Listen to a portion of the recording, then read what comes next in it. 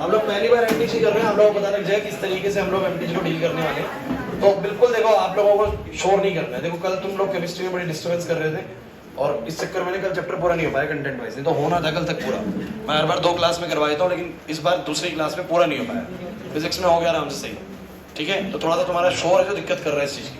तो अब मेरी पूरी बात सुनो। मैं तुम लोगों को इसको शुरू करने से पहले कुछ एक बात ऐसी बता देता हूँ जो चैप्टर में डायरेक्टली डिस्कस नहीं हुई है। लेकिन चैप्टर में डायरेक्टली क्या क्या डिस्कस हुआ है, you know that the type of materials कौन कौन से होते हैं बोलो? Conductors, semiconductors, insulators. फिर मैंने आपको बताया था सेमीकंडक्टर्स की कंडक्टिविटी ज्यादा नहीं होती है, इसलिए हम इंट्रिंसिक सेमीकंडक्टर को क्या बनाते हैं? एक्सट्रिंसिक। सुन लीजिए, इंट्रिंसिक सेमीकंडक्टर्स को क्या बनाते हैं बोलो? एक्सट्रिंसिक बनाते हैं by adding either pentavalent impurity और trivalent impurity which will make a N type semiconductor और a P type semiconductor. This is agree और नॉट? उसके बाद आप लोगों को बताया गया कि इन P और N को मिला के, एक P और N को मिला के बोलो क्या बनता है? PN junction diode. क्या बनता है? PN junction diode. सिखाया था ये भी मैंने आप लोगों को। और वो डायोड के अंदर 2 तरह का करंट बनता है, बताना कौन कौन सा? एक डिफ्यूजन और एक ड्रिफ्ट। जरा बताओगे डिफ्यूजन किसकी वजह से और ड्रिफ्ट किसकी वजह से? तो डिफ्यूजन किसकी वजह से बोलो? डिफ्यूजन होता है मेजॉरिटी चार्ज कैरियर्स की वजह से और ड्रिफ्ट होता है माइनॉरिटी चार्ज कैरियर्स की वजह से। उसके बाद मैंने इस डायोड की आपको बाइजिंग करवाई थी, एक फॉरवर्ड बाइजिंग और एक रिवर्स बाइजिंग। दोनों का ग्राफ बताया गया था आप लोगों को। बताया गया था फॉरवर्ड में मिली एम्पियर से करंट बनता है और उसमें माइक्रो एम्पियर से बनता है, बिल्कुल ना के बराबर नेग्लिजिबल करंट होता है। उसके बाद मैंने आप लोगों को डायोड करवाया था as a rectifier, half wave rectifier, full wave rectifier. उसके बाद आपको बैंड पास फिल्टर समझाया था कि कैपेसिटर और रेजिस्टर का सेटअप लगा के उसको हम एक रिपल्स में कन्वर्ट कर सकते हैं। तो ये सारा कुछ आपको करवाया गया। अब कुछ छोटी मोटी बातें सुन लीजिए जो उसमें डिस्कस नहीं हुई है, बट इस चैप्टर का वो हिस्सा है। क्वेश्चंस की फॉर्मेट में वो आपसे पूछ सकता है। जैसे कि सेमीकंडक्टर्स में भी बात करें तो सिलिकॉन है और जर्मेनियम है। अब दोनों ही सेमीकंडक्टर्स हैं, दोनों ही सेमीकंडक्टर्स हैं। सुन लीजिए, मैं शुरू कराने से पहले कुछ चीजों पे और ध्यान दिलाना चाहता हूं आप लोगों का। दोनों ही सेमीकंडक्टर्स हैं, लेकिन दोनों का जो एनर्जी गैप होगा वो बराबर नहीं होगा। दोनों का एनर्जी गैप बराबर है। तो यहां पर देखिएगा जरा क्या होने वाला है। ये सब बैलेंस बैंड कंडक्शन बैंड हो चुका है और मैं दिखा देता हूं आप लोगों को। यहाँ पर दिया होगा अगले पेज पे आ जाते हैं। ये रहा भाई, देख लीजिए, याद कर लीजिए। सिलिकॉन का कितना होता है? 1.1 इलेक्ट्रॉन वोल्ट और जर्मेनियम का मतलब कि अगर तुम ध्यान से देखो तो पता लगेगा कि जर्मेनियम के इलेक्ट्रॉन्स को बैलेंस से कंडक्शन जाने में कम एनर्जी चाहिए एज कंपेयर टू बोलो क्या? सिलिकॉन्स के। यार आवाज हो रही है बीच में, मत करो ऐसे। पिन ड्रॉप साइलेंस होना चाहिए। टॉपिक चल रहा है, बीच में खुशबुश हो रही है, सही मजा नहीं आया क्लास में। फिर छूट जाएगा आज इसका भी एमटीजी। 1 घंटा चुप होना होता है, बिल्कुल चुप रहा करो उस समय पर। जब पूछो आप लोगों से बोलने के लिए तब आप डिस्कशन अपनी भी नहीं करनी है।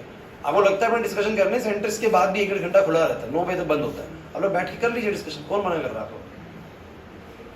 तो मैंने आपको बोला है कि सिलिकॉन का जो एनर्जी गैप होता है 1.1 का होता है और जर्मेनियम का 0.72 का होता है। क्लियर हो रहा है कि नहीं हो रहा? लेकिन ये ज्यादा ही, ये ध्यान रखिएगा, रूम टेम्परेचर पर इतनी इजीली इतनी हीट भी अवेलेबल नहीं होती है। तो एक तो ये वाली बात याद रखिएगा।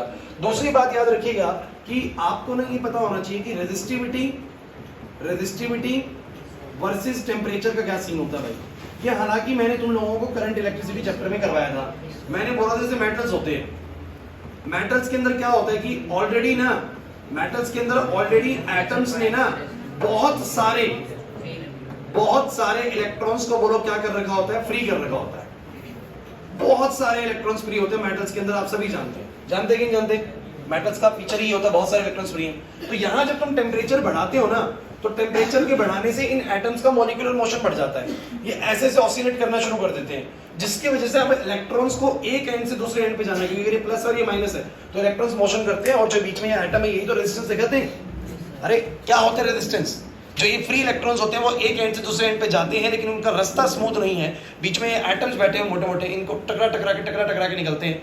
बोला है कि नहीं? वही तो रेजिस्टेंस है ना। अब जब मैं टेम्परेचर बढ़ाऊंगा तो इनका मोशन और बढ़ जाएगा, ये और ज्यादा ऐसे ऐसे ऑसिलेट करना शुरू कर देंगे। तो रेजिस्टेंस को क्या करते हैं? बढ़ा देते हैं।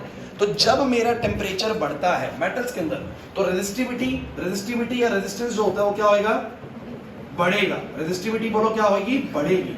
ध्यान रखना, टेम्परेचर के साथ रेजिस्टिविटी बढ़ेगी। नहीं आ रही मेरी बात समझ में? नहीं आ रही बात। और अगर मैं यही बात करूं सेमीकंडक्टर्स के लिए, किसके लिए बोलो? सेमीकंडक्टर्स के लिए। तो सेमीकंडक्टर्स का सीन क्या है ना भाई, सेमीकंडक्टर्स के पास फ्री इलेक्ट्रॉन्स की बहुत कमी है। सेमीकंडक्टर्स के पास फ्री इलेक्ट्रॉन्स गिने चुने हैं, एक दो फ्री इलेक्ट्रॉन से ज्यादा नहीं है। तो यहां टेम्परेचर बढ़ाने से ना फायदा होएगा। क्यों भाई? क्योंकि जब मैं टेम्परेचर बढ़ाऊंगा तो मेरे कई सारे इलेक्ट्रॉन्स ऐसे होंगे जो अपनी वैलेंस बैंड को छोड़ के बोलो कहां पर आ जाएंगे, कंडक्शन बैंड में। और इलेक्ट्रॉन्स के बढ़ जाने की वजह से इसकी बोलो कंडक्टिविटी क्या हो जाएगी, बढ़ जाएगी। कंडक्टिविटी बढ़ना मतलब रेजिस्टिविटी का घटना, रेजिस्टिविटी का। तो इसका टेम्परेचर बढ़ने पर रेजिस्टिविटी बोलो क्या होता है, अरे यार समझ नहीं आ रहा, रेजिस्टिविटी डिक्रीज होता है। एग्री करते हो कि नहीं करते? इसका वो तुमसे कभी ग्राफ पूछ ले कि इसकी रेजिस्टिविटी टेम्परेचर के साथ कैसे वेरी करती है, तो इसकी ग्राफ ऐसे बनाना इनवर्स रिलेशन होता है। टेम्परेचर बढ़ेगा रेजिस्टिविटी घटेगी। किसकी बोलो? सेमीकंडक्टर की। किसकी बोलो? और मेटल्स की क्या होती है, रेजिस्टिविटी और टेम्परेचर के साथ बढ़ता है, लेकिन इसका भी ना बच्चों नॉन लीनियर तरीके से बढ़ता है, लीनियर कभी नहीं बढ़ता। तो थोड़ा सा इसका ग्राफ ना हमेशा याद करो, ऐसा होता है। ऐसा होने का मतलब ये होता है कि 0 टेम्परेचर पर भी, 0 डिग्री सेल्सियस पर भी कुछ ना कुछ रेजिस्टिविटी होती है, और उसके बाद जितना टेम्परेचर बढ़ेगा रेजिस्टिविटी उतनी ज्यादा बढ़ेगी। तो इसकी डायरेक्टली होती है, इसकी बोलो क्या होती है, इनवर्सली। ये बात अभी चैप्टर में डिस्कस नहीं हुई है, बट हमने चैप्टर जो करंट इलेक्ट्रिसिटी था उसमें डिस्कस करा था। मैंने कहा था रिवीजन में बहुत सी चीजें ऐसी आएंगी जो हम उस वक्त पे ही डिस्कस करने वाले हैं। तो ये जो अलग से करा रहा हूं ना, ये चीजें आपको याद रखनी है रिवीजन टाइम में, ठीक है? चाहे इसके नोट्स बनाइए, चाहे कुछ भी करें, पीडीएफ इसका भी आप लोगों के पास जाएगा। क्लियर होता है कि नहीं होता? तो पहली बात मैंने वो वाली बताई है, दूसरी बात मैंने आपको ये वाली बताई है। क्लियर होता है कि नहीं होता ये चीज? पक्की बात है। कुछ और चीजें जो है वो देख लेते हैं, जब आएंगे तो मैं, अगर मेरे को मिसिंग हो रही होगी तो क्वेश्चन की फॉर्मेट में मिल जाएंगे। हमें आगे बढ़ते हैं। हाँ, ये इंपॉर्टेंट फॉर्मूला है बच्चों, ये इंपॉर्टेंट फॉर्मूला है, ये सुन लीजिए भाई। अब तो मुझे एक बात और बताओ भाई, क्लास प्लीज एक बात और बताओ, तुम्हारे इंट्रिंसिक में इलेक्ट्रॉन्स और होल्स क्या होते हैं? इंट्रिंसिक के अंदर एग्री? लेकिन जब तुम एक्सट्रिंसिक बनाते हो, उसमें कुछ डॉपिंग करते हो, तो डॉपिंग करते हो तो इलेक्ट्रॉन्स बढ़ते हैं। जैसे मान लो तुमने पेंटावैलेंट इम्प्योरिटी डाली, पहले मेरे पास 100 इलेक्ट्रॉन थे और 100 ही होल थे, समझो यार। तुमने जब उसमें अंदर पेंटावैलेंट इम्प्योरिटी डाली तो क्या आए, 1000 इलेक्ट्रॉन आए, बस क्या है 1000। तो लेकिन एक बात हमेशा ध्यान रखना कि जब 1000 इलेक्ट्रॉन्स आते हैं, मेरी बात को सुनना, 1000 इलेक्ट्रॉन्स आते हैं तो बिल्कुल ये मत समझिएगा कि 1000 और 100 1100 हो जाएंगे और ये 100 ही रहेंगे। थोड़ा सा कुछ इसमें गड़बड़ होता है कि जब इलेक्ट्रॉन्स बहुत ज्यादा हो जाते हैं तो कुछ होल्स को भर देते हैं, कुछ होल्स को भर देते हैं। तो कुछ होल्स को भर देंगे ना इलेक्ट्रॉन्स आगे, तो होल्स की संख्या थोड़ी सी कम हो जाएगी। सारे होल्स नहीं भरेंगे, कुछ 20-30 होल्स भर गए तो फिर भी 70 होल बचे, फिर भी 70 होल बचे, और इलेक्ट्रॉन की संख्या भी 1100 नहीं, थोड़ी सी कम होगी, बिकॉज उन्होंने जाके होल को भर दिया है, तो फ्री इलेक्ट्रॉन की संख्या थोड़ी सी कम होगी। मेरा कहने का क्या मतलब है, दोबारा सुनिए। इंट्रिंसिक में इलेक्ट्रॉन और होल बोलो क्या होते हैं, बराबर होते हैं। जैसे तुम पेंटावैलेंट इम्प्योरिटी डालते हो तो इलेक्ट्रॉन्स बढ़ते हैं, बस होल्स तो बढ़ते नहीं है। तो जो तुम्हारे इलेक्ट्रॉन्स आते हैं ना, वो सारे इलेक्ट्रॉन्स ऐड नहीं होते, क्योंकि कुछ इलेक्ट्रॉन जाके होल को भरते हैं और होल के नंबर थोड़े से बोलो क्या हो जाते हैं, कम, और इलेक्ट्रॉन तो ऑब्वियस सी बात है ज्यादा हो ही जाएंगे। बोला एग्री करते हो कि नहीं करते? लेकिन एक बड़ी इंपॉर्टेंट चीज हमें पता लगी कि जो नंबर ऑफ इलेक्ट्रॉन और नंबर ऑफ होल्स का जो प्रोडक्ट है, जितना पहले आता, जैसे कि 100 × 100 है, अगर ये आ रहा है 10,000, कितना आ रहा है बोलो, 10,000, तो बाद में भी जब इलेक्ट्रॉन्स बढ़े तो होल्स बोलो क्या हो गए, कम हो गए। तो बाद में भी जो इनका प्रोडक्ट आया वो कितना है बोलो, 10,000। जैसे कि कुछ ऐसा हो गया कि मेरे 1000 इलेक्ट्रॉन हो गए और 10 ही बस क्या बचे बोलो, होल, तो मेरा प्रोडक्ट फिर से कितना आ गया बोलो, 10,000। समझो मेरी बात को, मैं क्या कहना चाह रहा हूं। पहले 100 × 100 करके 10,000 थे, अब इलेक्ट्रॉन बढ़ गए, होल कम हो गए, लेकिन 1000 × 10 फिर भी कितना आएगा बोलो, 10,000 ही आएगा। नहीं आया समझ में आशीष, है ना? सिंपल चीज समझिए। ऐसे ही होल के केस में होता है, जब होल बढ़ते हैं तो इलेक्ट्रॉन बोलो क्या होने लगेंगे, थोड़े कम हो जाएंगे, थोड़े कम हो जाएंगे। तो बिल्कुल ये मत समझिए, मेरी बात को समझने की कोशिश करो। अगर 100 इलेक्ट्रॉन 100 होल देना, तो बिल्कुल मत समझो कि इलेक्ट्रॉन बढ़ेंगे तो होल उतने रह जाएंगे 100, नहीं, होल्स थोड़े से कम हो जाएंगे, क्योंकि जब इलेक्ट्रॉन बहुत ज्यादा आए तो उन्होंने कुछ होल्स को जाके भर दिया, जिससे होल्स की संख्या थोड़ी कम होगी, इलेक्ट्रॉन ज्यादा हो गए, लेकिन प्रोडक्ट अभी भी कितना है बोलो, सेम। ऐसे ही होल के साथ होता है कि जब होल बहुत ज्यादा बढ़ते हैं तो वो कुछ इलेक्ट्रॉन्स को कम करवा देगा, 100 नहीं रहेंगे, अब 10 ही रहेंगे, तो कितना हो जाएगा बोलो, 10,000 हो जाएगा। क्लियर हुआ कि नहीं हुआ? तो आपको एक बात याद रखनी है कि Ne × NH ना हमेशा बोलो क्या होता है, और ध्यान रखिएगा इसके लिए छोटा सा फॉर्मूला याद करिए, Ne × NH, यहां पर इसको बोलते हैं Ni²। क्या बोलते हैं इसको बस वो ऐसे एक टर्म, इसको एक नाम देगा, बस इसको बोलेगा इंट्रिंसिक चार्ज कैरियर। जैसा बता रहा हूं वैसा सुन लीजिए, क्वेश्चंस की फॉर्मेट में बता दूंगा। इसको बोलेगा इंट्रिंसिक चार्ज कैरियर्स, बस वो आपको बता देगा। सुन लो क्या बताएगा, क्वेश्चन का फॉर्मेट सुनो। बोलेगा एक कंडक्टर के अंदर इंट्रिंसिक चार्ज कैरियर्स बोलेगा 100 है। कितने बोलो? बोलेगा, क्वेश्चन बोलेगा इंट्रिंसिक चार्ज कैरियर 100 है। तो बताइए कि अगर किसी वक्त पर इलेक्ट्रॉन की संख्या 500 है तो होल्स की संख्या कितनी होगी? सिंपल ऐसे क्वेश्चन देगा तो क्या बोलोगे?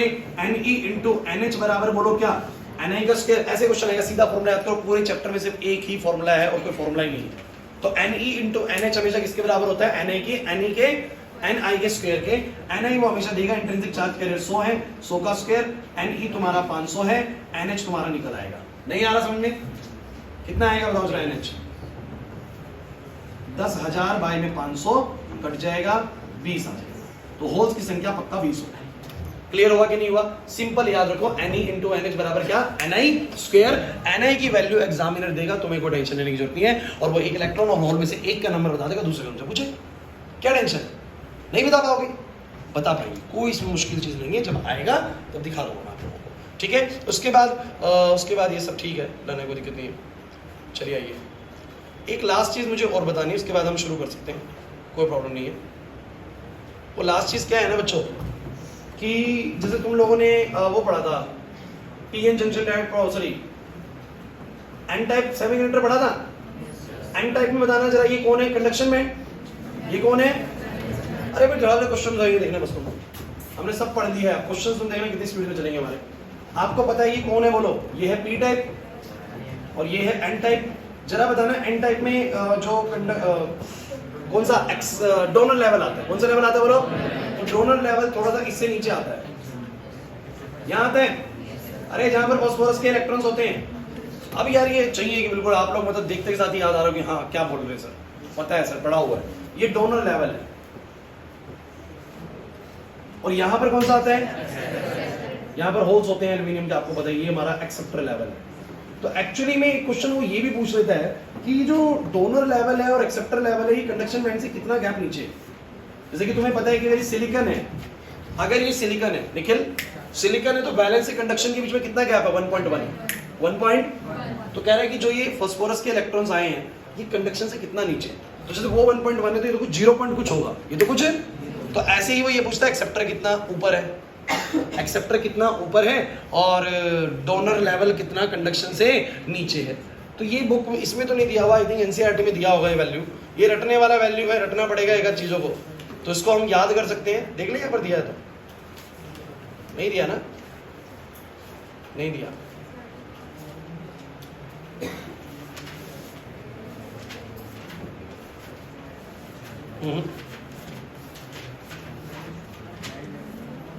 एनसीईआरटी में दिया हुआ, देखना एक बार।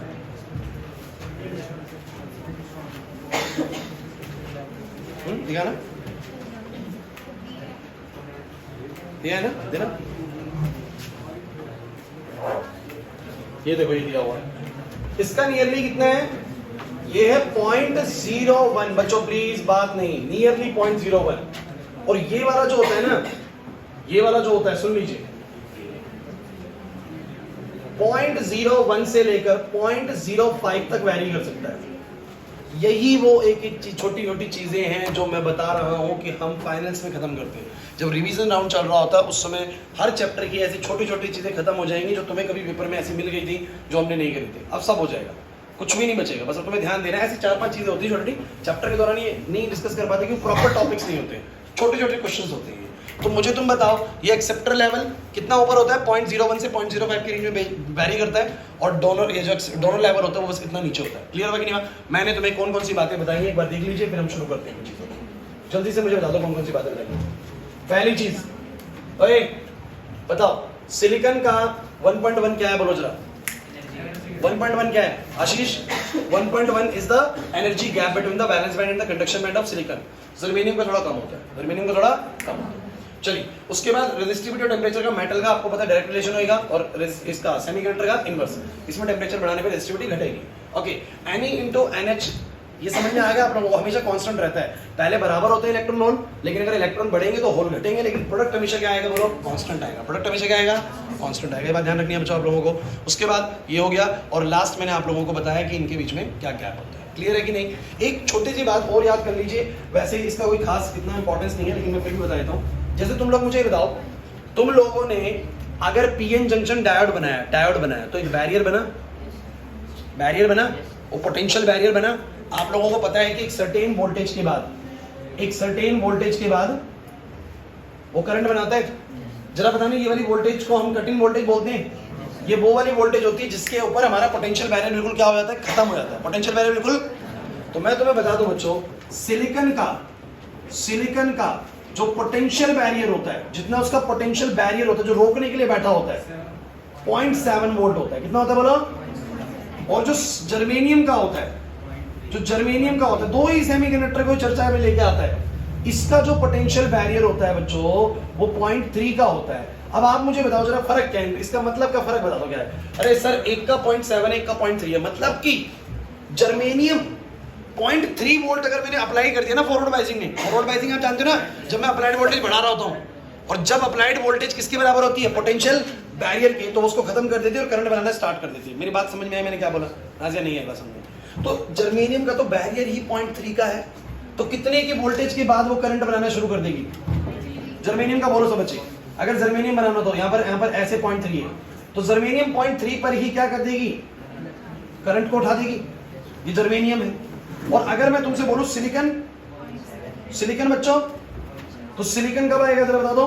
तो 0.4, 0.5, 0.6, 0.7 सिलिकॉन आएगा यहां तक तो जीरो चलेगा, 0.7 के बाद उठ जाएगा। तो सिलिकॉन का फॉरवर्ड बाइसिंग का ग्राफ ऐसा जाएगा कि नहीं जाएगा? अरे समझे नहीं, मैंने क्या कहा, नहीं समझे। तो सिलिकॉन का पोटेंशियल बैरियर ज्यादा बड़ा होता है एज कंपेयर टू जर्मेनियम, इसलिए फॉरवर्ड बाइसिंग के दौरान जर्मेनियम में जल्दी से करंट बनना स्टार्ट हो जाएगा 0.3 के बाद ही, क्योंकि उसका बैरियर फिनिश हो जाएगा, और सिलिकॉन के अंदर 0.7 के बाद बनेगा। जिन बच्चों ने अगर ये बैरियर अच्छे से सुना था तो फिर ये कोई खास प्रॉब्लम लगेगी ही नहीं। अब मेरी तरफ से चीजें खत्म है, अब हम शुरू करते हैं चीजों को और काम करते हैं। याद हो गया ये चीज? पढ़ लेंगे कोई नहीं, अब आ जाइए क्वेश्चंस पे आ जाइए।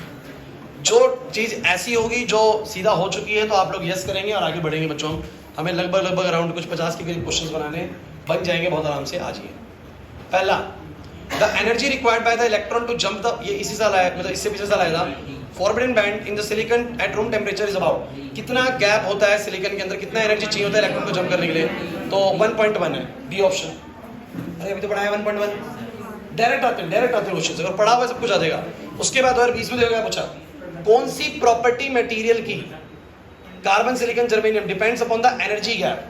तो एनर्जी गैप पे कौन सी प्रॉपर्टी डिपेंड करती है? कंडक्टिविटी। एनर्जी गैप बड़ा है तो कंडक्टिविटी नहीं है, एनर्जी गैप बहुत छोटा है कंडक्शन बैंड और वैलेंस बैंड के बीच में गैप बहुत छोटा है तो कंडक्टिविटी ज्यादा है, और गैप इंटरमीडिएट रेंज का तो कंडक्टिविटी भी इंटरमीडिएट रेंज की। पहला ही टॉपिक इस चैप्टर का यही था।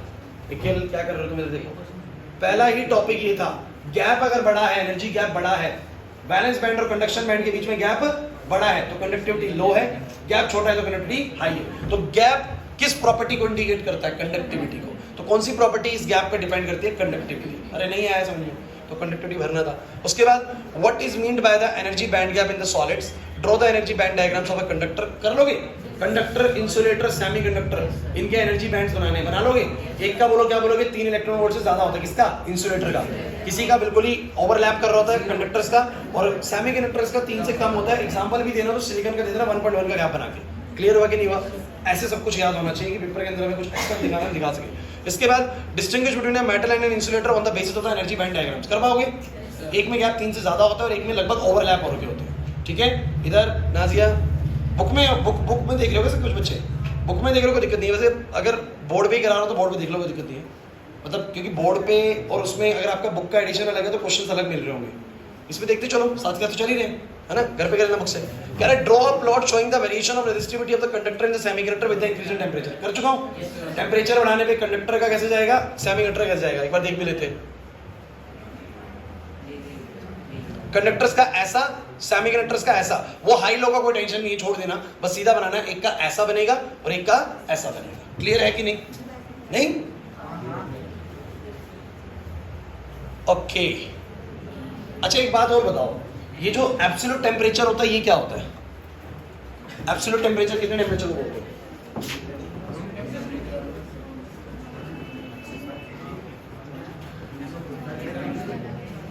Zero kelvin, -273.15 degree Celsius. The lowest possible temperature, the lowest possible temperature, इससे लोएस्ट टेम्परेचर संभव नहीं है भाई। और तुम मुझे एक बात बता दो, सुनो सुनो, तुमने क्या पढ़ा है? सेमीकंडक्टर जब इंट्रिंसिक होते हैं, जब प्योर होते हैं, तो क्या हमारे कुछ इलेक्ट्रॉन्स कंडक्शन बैंड में होते हैं? बताओ बताओ बताओ, कंडक्शन बैंड में इलेक्ट्रॉन्स होते हैं? होते हैं सर, होते हैं। क्यों? क्योंकि जो रूम टेम्परेचर होता है, सुन लीजिए मेरी बात ध्यान से, ये बात भी बतानी है। रूम टेम्परेचर पर, सुन लीजिए, रूम टेम्परेचर पर आपको पता है रूम टेम्परेचर कितना होता है? बोलना कितना होता है? 27 डिग्री सेल्सियस। और अरे बहुत ज्यादा टेम्परेचर है, इतने पे इतनी, हाँ 0 केल्विन नहीं, केल्विन में 0 होता है भाई, सेल्सियस में तो माइनस में जा सकता है, केल्विन में माइनस में होता ही नहीं है। मेरी बात समझना, कुछ बड़ी जरूरी चीज बोलने वाला हूँ, 1 नंबर का क्वेश्चन है ये भी भाई। रूम टेम्परेचर पर, निखिल बातें नहीं, रूम टेम्परेचर पर 27 डिग्री सेल्सियस यानी 300 केल्विन पर कुछ थर्मल एनर्जी होगा कि नहीं होगा? अरे अच्छा खासा थर्मल एनर्जी होगा। इसीलिए कुछ इलेक्ट्रॉन्स कहाँ चले जाते हैं बोलो? वैलेंस बैंड को छोड़ के कहाँ चले जाते हैं बोलो? कंडक्शन बैंड में। लेकिन जो ये टेम्परेचर होता है ना -273.15 डिग्री सेल्सियस, या फिर बोलो क्या 0 केल्विन, इतने पर कोई थर्मल एनर्जी ही नहीं होता। और अगर थर्मल एनर्जी ही नहीं है, अरे थर्मल एनर्जी ही नहीं है, तो कोई भी इलेक्ट्रॉन ऊपर jump, all the electrons are present in valence band. अगर एग्जामिनर ने क्वेश्चन दे दिया कि मुझे किसी सेमीकंडक्टर का एनर्जी बैंड डायग्राम बनाओ रूम टेम्परेचर पर और एब्सोल्यूट टेम्परेचर पर, तो ध्यान रखना रूम टेम्परेचर पर कुछ इलेक्ट्रॉन्स फ्री होते हैं, जो मैंने आपको पढ़ाया वो रूम टेम्परेचर का कंडीशन था। बार बार बोलता था मैं रूम टेम्परेचर पर, रूम टेम्परेचर बोलता था ना मैं। लेकिन अभी एक बात बताई तो कि अगर एब्सोल्यूट टेम्परेचर हो यानी सबसे लोवेस्ट पॉसिबल टेम्परेचर हो, तो उस पर कोई थर्मल एनर्जी नहीं होता और इलेक्ट्रॉन्स को उतना एनर्जी ही नहीं मिलता कि वो फ्री हो सके। क्लियर हुआ कि नहीं हुआ? तो इसका मतलब कंडक्शन बैंड में कोई भी इलेक्ट्रॉन नहीं होता, खाली पड़ा होता है। चलिए वापस से टॉपिक पे आते हैं, आजिए बराबर से। हाँ हाँ, कंडक्टर्स का ना ओवरलैप होता है, मैंने बताया ना ओवरलैप होता है। तो ओवरलैप हो गया तो मतलब there are some electrons which are already present in the conduction band. Semiconductors की बात करेंगे यहाँ पर। अच्छा ए सुनो, बोलो बोलो, इसका बोलो। अबे क्या हो गया?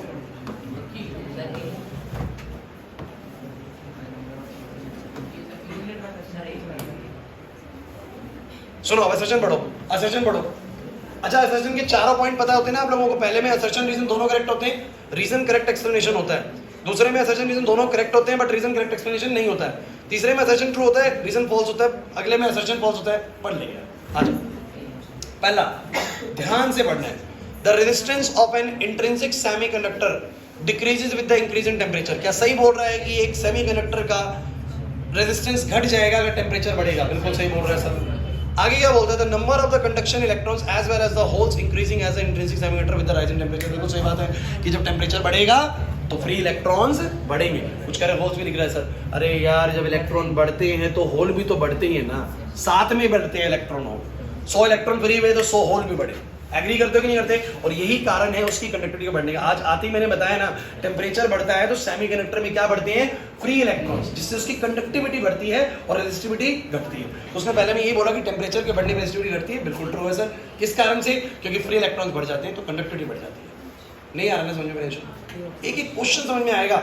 आप लोगों को बस करना इतना सा है कि मैं आज जब 50 करा दूं ना क्वेश्चन, तो घर जाके तुम भी 50 करोगे, पूरे एक बार फिर पढ़ोगे। ओवर कॉन्फिडेंट नहीं रहना कि मेरे को तो आगे समझ में। घर जाके एक बार फिर पढ़ना है आप लोगों को, फिर टेस्ट देना है, फिर देखिए आप नंबर कैसे बनते हैं। नेक्स्ट आ जाओ, एक्सटेंसिव में। चलो बोलना शुरू करो।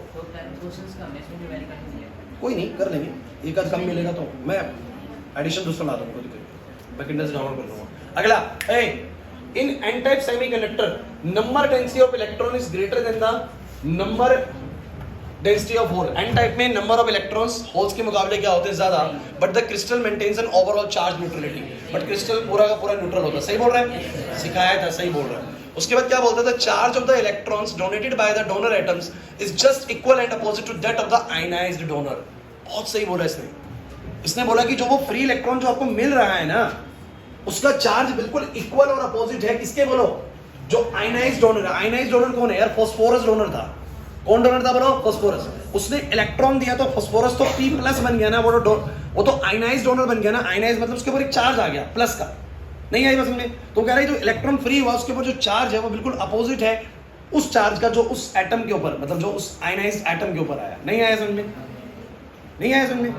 भाई उसने क्या बोला, आप मुझे बताओ ना, मैं क्या रीजन दिया था तुम लोगों को कि फास्फोरस ने इलेक्ट्रॉन फ्री भी कर दिया बट फिर भी चार्ज नहीं आया। मैंने ये दिया था तुम लोगों को क्योंकि जब फास्फोरस इलेक्ट्रॉन फ्री करता है तो वो 15वां इलेक्ट्रॉन के बदलेगा 15वां प्रोटॉन उसके पास है। वो भी यही बोल रहा है, बस अलग तरीके से बोल रहा है कि वो जो इलेक्ट्रॉन गया है उसके बदलेगा इक्वल एंड अपोजिट चार्ज उस डोनर आयनाइज्ड एटम के पास है। वो आयनाइज्ड एटम इसको क्यों बोल रहा है, क्योंकि फास्फोरस जब इलेक्ट्रॉन रिलीज कर देगा तो वो P+ बन जाएगा। क्या बन जाएगा? P। अब वो आयनाइज हो चुका है, चार्ज आ चुका है उसके ऊपर। क्लियर है कि नहीं? ये सर यही इसका कारण है, इसीलिए वो न्यूट्रल होता है। क्लियर हो गया? तो असर्शन रीजन दोनों करेक्ट है और reason is the correct explanation of assertion. Clear हुआ कि नहीं हुआ? आगे बढ़ते हैं। In N type semiconductor the donor energy level, अरे कितना नकली क्वेश्चन आया था कि एन टाइप सेमीकंडक्टर में डोनर एनर्जी लेवल कहां लाई करता है? सेंटर में एनर्जी है आपके, just below the conduction band, just below the conduction. इन क्वेश्चंस को देखने के बाद क्या मतलब आपको टाइम भी नहीं लगेगा, सेकंड्स में आंसर होंगे आप लोगों के। पढ़ा, आंसर करा, आगे बढ़ो, है ना? सारा खेल है, कितना बढ़िया प्रैक्टिस करिए। नेक्स्ट क्वेश्चन बच्चों, इसका जो क्वेश्चन का आंसर है ना ये गलत है बच्चों। ये पिछली बार भी सेम क्वेश्चन हमने फेस किया था, इसके ऊपर बड़ा मतलब कंट्रोवर्सी हुई थी कि भाई क्या होगा क्या नहीं होगा, लेकिन हमने इसके फाइनल कंक्लूजन में पहुंचे थे। इसका क्वेश्चन MTG में गलत दिया हुआ है, आंसर गलत दिया हुआ है। क्वेश्चन पढ़ लो एक बार। कह रहा है कि जब टेम्परेचर बढ़ता है किसी भी सेमीकंडक्टर में, एन टाइप सेमीकंडक्टर में, तो क्या बढ़ते हैं? Is increase, then number of free electron बढ़ेंगे और होल्स घटेंगे, नंबर ऑफ होल्स बढ़ेंगे, फ्री इलेक्ट्रॉन्स घटेंगे, नंबर ऑफ फ्री इलेक्ट्रॉन्स और होल्स दोनों अनचेंज रहेंगे, number of both free electrons and holes increase equally. D option correct होगा, क्योंकि जब भी टेम्परेचर बढ़ता है, अभी थोड़ी देर पहले मैं एक बात कर रहा था, सेमीकंडक्टर में जब भी टेम्परेचर बढ़ेगा, अगर 100 इलेक्ट्रॉन फ्री हुए तो 100 होल भी जनरेट हुए, है कि नहीं? तो जब टेम्परेचर बढ़ता है ना तो जितने इलेक्ट्रॉन्स फ्री होते हैं उतने ही बोलो क्या जनरेट होते हैं? बोलो होल। चाहे वो इंट्रिंसिक सेमीकंडक्टर हो चाहे वो एक्सट्रिंसिक सेमीकंडक्टर हो, टेम्परेचर के बढ़ने से क्या हुआ? वो बाद का प्रोसेस अलग है, डिफ्यूजन वगैरह का, लेकिन टेम्परेचर के बढ़ने से तो जितने होल्स बढ़े उतने ही इलेक्ट्रॉन्स। हाँ, तो समझे नहीं मेरी बात को? नहीं, वही जो सोचनी है।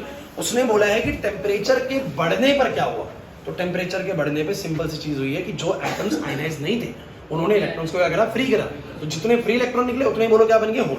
अब जो तुम सोच रहे हो कि जो इलेक्ट्रॉन निकले वो कुछ होल्स को भरेंगे, जो प्रोसेस होगा वो यार बाद का प्रोसेस है। उसने वो तो पूछा ही नहीं, उसने बोला टेम्परेचर के बढ़ने पर क्या होगा। तो टेम्परेचर के बढ़ने पर किसी भी एटम के अंदर, किसी भी क्रिस्टल के अंदर जितने इलेक्ट्रॉन्स निकलेंगे उतने ही बोलो क्या बनेंगे? होल्स बनेंगे। तो number of free electrons and number of holes क्या रहेंगे? बोलो इक्वली जनरेट होंगे, इक्वल आएंगे। और ये क्वेश्चन पे हो सकता है आप लोगों को डाउट रहेगा, लेकिन ये पिछले साल बहुत तसल्ली से चेक कर लिया गया है। पिछले साल भी इसका इतना गड़बड़ था, पीछे आंसर जब बी दिया हुआ इसका कि होल बढ़ जाएंगे इलेक्ट्रॉन घट जाएंगे, लॉजिक ही नहीं बनता भाई, है ना? और पिछले साल यही गड़बड़ हुआ था। उसके बाद मैंने बहुत अच्छे से चेक करके आंसर्स वगैरह, क्योंकि जब ऐसा कोई क्वेश्चन आता है तो हमारी खुद की भी थ्योरी जो भी है ना, हम फिर भी कंफर्म करते हैं कि सब जगह से देख लिया जाए, हर जगह से साइट पे क्या आंसर दिए हुए। तो बहुत अच्छी अच्छी साइट्स पे ना सब पे आंसर डी ही मिलेगा इसका, आप लोगों को ध्यान रखिएगा, डी ही करना है, एक्यूरेट भी डी है। ठीक है भाई? ठीक है। हाँ, तो पिछले साल भी इसको करेक्ट कर लिया गया था, क्लास में इसका आंसर बी आ रहा था, मेरे को भी बी नहीं लग रहा था किसी तरीके से। तो बाद में कंफर्म करने के बाद डी ऑप्शन करेक्ट है। तो उसको ठीक करेंगे। देखो एक आध MTG में गड़बड़ है, तो उस क्वेश्चन का ध्यान रखना कि रट्टू तोते की तरह याद करके चलेंगे। यही आ गया, खुश हो रहे वहां पर, ओ बढ़िया क्वेश्चन आ गया, तो बी ऑप्शन है, बी ऑप्शन है, गलत है यहाँ पर, डी ऑप्शन। ठीक है, चलिए इसके बाद name the extrinsic semiconductor. Board पे एक ऐसा एक्सट्रिंसिक सेमीकंडक्टर बताइए जब बनेगा प्योर जर्मेनियम, जब डॉप किया जाएगा एक ट्राइवैलेंट इंप्योरिटी से, एक बार पेंटावैलेंट से। यार जर्मेनियम तो सेमीकंडक्टर है, लक्ष्य जर्मेनियम क्या है? सेमीकंडक्टर। उसमें तू ट्राइवैलेंट इंप्योरिटी डालेगा तो पी टाइप बनेगा, पेंटावैलेंट डालेगा एन टाइप बनेगा। उनका एनर्जी बैंड डायग्राम बना दो, बना देना, donor energy level acceptor energy level. आ रहा समझ में? बिल्कुल सीधे सीधे क्वेश्चंस आते हैं। What do you mean by doping? Doping आता है? बताओ जरा, name the two types of atoms used for doping. तो एक बार पेंटावैलेंट, एक बार बोलो क्या? ट्राइवैलेंट। चलो इंट्रिंसिक एक्सट्रिंसिक में डिफरेंस, बढ़ो आगे। उसके बाद draw the energy band diagrams of the N type and the P type semiconductor at a temperature greater than 0 kelvin. 0 से ऊपर है सर फ्री होंगे, पता है ना? फ्री होंगे तो एन टाइप का बना देना, पी टाइप का बना देना। समझ में आ रहा है? अरे वही सब है। In the case of the N type silicon semiconductor the donor energy level is slightly below the bottom of the conduction band, where in the P type semiconductor the acceptor energy level is slightly above the top of the valence band. Explain करो, बोलो आता है कि नहीं आता? Process पता है कि नहीं पता? नहीं आ रही ना बात समझ में? अरे भाई जो सिखाया था वही लिखना है। इससे सुनो आगे, distinguish between N type and P type कर दोगे भाई? अरे थ्योरी है यार। उसके बाद कंपेयर, अगर किसी लोग थ्योरी पढ़नी है पढ़ लेना, इनका पीछे आंसर बढ़िया दिया होगा, पढ़ लेना आप लोग, उसका थ्योरी पढ़ लेना, समझ में आ जाएगा आप लोगों को, सारा समझा रखा है। उसके बाद अब ये आ गया, देखो वही जो क्वेश्चन मैंने बोला था, कंपार्टमेंट में आया था। देखो जो नॉर्मल बच्चे कर नहीं पाएंगे कंपार्टमेंट वाले को देते हैं ऐसे क्वेश्चन। कह रहे हैं कंडक्टिविटी कंपेयर करो एब्सोल्यूट जीरो टेम्परेचर पे और रूम टेम्परेचर पे। तो भैया रूम टेम्परेचर पे तो सेमीकंडक्टर्स की कंडक्टिविटी कुछ ना कुछ होगी, but room temperature zero absolute temperature पे, एब्सोल्यूट पे तो बिल्कुल 0 केल्विन होता है और उस पर कोई भी इलेक्ट्रॉन्स फ्री नहीं होता है। क्लियर हुआ या नहीं हुआ? हाँ? अरे कोई भी हो एब्सोल्यूट में कैसे हो सकता है? अरे यार भैया सेमीकंडक्टर का चल रहा है सब कुछ ठीक। ओए बस समझ आ रहे हैं यहाँ तक? आपको लगे यहाँ तक कोई ऐसे क्वेश्चन आए कि नहीं बन पाते पेपर के अंदर? बनते हैं ना सारे के सारे। आगे बढ़ो। Explain the formation of PN junction. बना पाओगे? पी और एन साइड के सेमीकंडक्टर्स को मिलाएंगे, एन साइड के इलेक्ट्रॉन्स जंप करेंगे पी साइड पे, एन साइड विल रिक्वायर है positive charge, P side will require negative charge, a depletion region is created where potential barrier is created. ऐसे सब कुछ एक्सप्लेन करना है और लिख देना है। समझा रहे हैं सब कुछ? एक टाइम ऐसा आएगा जब वो डिप्लीशन रीजन स्टेबल हो जाएगा। समझ में आ रहा है कि नहीं आ रहा? अच्छा एक बात मैं इसमें आपको बता दूं कि जब आपको पता है वो इलेक्ट्रॉन्स जंप कर रहे होते हैं तो शुरू में कौन सा करंट बनता है? Diffusion current. धीरे धीरे डिफ्यूजन करंट क्या होने लगता है? कम होने लगता है। क्यों कम होने लगता है? क्योंकि मेजॉरिटीज को जंप करना अलाउड नहीं होता और ड्रिफ्ट करंट बढ़ने लगता है। ड्रिफ्ट करंट तो एक टाइम ऐसा आता है जब वो स्टेबलाइज होती है ना, उस समय पर डिफ्यूजन करंट और ड्रिफ्ट करंट बिल्कुल बराबर हो जाते हैं। तो अगर इक्विलिब्रियम पोजीशन की बात करोगे तो ड्रिफ्ट और डिफ्यूजन करंट का वैल्यू क्या हो जाता है? बोलो सेम। दोबारा सुनो। स्टार्टिंग में जब तुमने पी और एन को मिलाया तो एन साइड के इलेक्ट्रॉन कहां पर जाते हैं? पी साइड पे। कौन सा करंट बनता है? Diffusion current. कौन सा करंट? लेकिन धीरे धीरे इनका जाना थोड़ा कम हो जाता है। कम हो जाएगा तो करंट भी कम होगा, मतलब डिफ्यूजन करंट बोलो क्या होने लगेगा? कम। लेकिन बैरियर के क्रिएट होने से माइनॉरिटीज जंप करने लगती है अपोजिट साइड से, जिसकी वजह से बनता है ड्रिफ्ट करंट। और जब डिफ्यूजन करंट और ड्रिफ्ट करंट बराबर हो जाता है तो ये स्टेबलाइज हो जाता है, इक्वल जीरो फॉर्मेशन कर लेगा करंट की, क्योंकि डिफ्यूजन करंट ड्रिफ्ट करंट बराबर हो गया और ऐसे में इक्विलिब्रियम पोजीशन आ जाता है और आपका सेटअप तैयार हो जाता है पीएन जंक्शन डायोड का। तो ध्यान रखना कि इक्विलिब्रियम पोजीशन पर डिफ्यूजन करंट और ड्रिफ्ट करंट बोलो क्या हो जाते हैं? इक्वल हो जाते हैं। पूछो डिफ्यूजन करंट कौन बना रहा है? Majority charge carrier. Drift current कौन बना रहा है? Minority charge carrier. क्लियर होता है कि नहीं होता? आगे बढ़ते हैं बच्चों। कहता है उसके बाद कह रहा है can we take one slab of the P type semiconductor and physically join it to the another type of semiconductor. कह रहा है कि ऐसे जॉइन कर सकते हैं? पी टाइप लिया, एन टाइप लिया। भाई देखो मैं बता दूं, आप किन्हीं भी दो चीजों को ऐसे कभी भी जॉइन करेंगे ना तो ये कभी भी प्रॉपर स्मूथ कॉन्टैक्ट नहीं बना पाएंगे। और मैंने क्लास में कभी एक बार बताया था आपको कि ऐसे स्मूथ कॉन्टैक्ट नहीं बनाएंगे बिकॉज कुछ ना कुछ इनके बीच में ना डिसकंटिन्यूटी होती है सरफेस पे हमेशा। तो यहाँ पर अगर स्मूथ कॉन्टैक्ट नहीं बना तो इस पूरे सर्किट में ना यहाँ पर हमेशा डिसकंटिन्यूटी रहेगी। तो इस तरीके से नहीं जोड़ा जाता पी और एन। जोड़ने का प्रोसेस कुछ अलग होता है जो कि हमारे सिलेबस में नहीं है। तो फिजिकली ऐसे ज्वाइन नहीं करना होता बिकॉज ऐसे कितना भी ज्वाइन कर लें इसके सरफेस पे कुछ ना कुछ ऐसे रफनेस रहेगी। मैंने रे ऑप्टिक्स में बताया था कि हर सरफेस प्लेन नहीं होता, कुछ ना कुछ रफनेस उस सरफेस पे हमेशा होगी, जिसकी वजह से पूरा जो पीएन जंक्शन डायोड बनेगा बीच में प्रॉपर कॉन्टिन्यूटी नहीं बन पाएगी। तो इसका आंसर है कि नो, हम ऐसे ज्वाइन नहीं कर सकते। ठीक है, उसके बाद चलो भाई इसका आंसर करना है। The resistance of a PN junction is low when it is forward bias and is high when it is reverse bias। क्या बोलोगे सर? बोलोगे फॉरवर्ड बायस के अंदर जो हमारी अप्लाइड पोटेंशियल होती है वो पोटेंशियल बैरियर के अपोजिट होती है सर, इसलिए वो उसके बैरियर को, उसके रेजिस्टेंस को बोलो क्या कर देगी? कम। और रिवर्स बायसिंग में आपकी अप्लाइड पोटेंशियल उसके पोटेंशियल बैरियर के सपोर्ट में होती है, इसलिए बैरियर का रेजिस्टेंस बढ़ जाता है। नहीं आई ना बात समझ में? पक्का? पढ़ो आगे। Doping of the intrinsic semiconductor is a necessity for making electronic devices. क्या डोपिंग बहुत जरूरी है?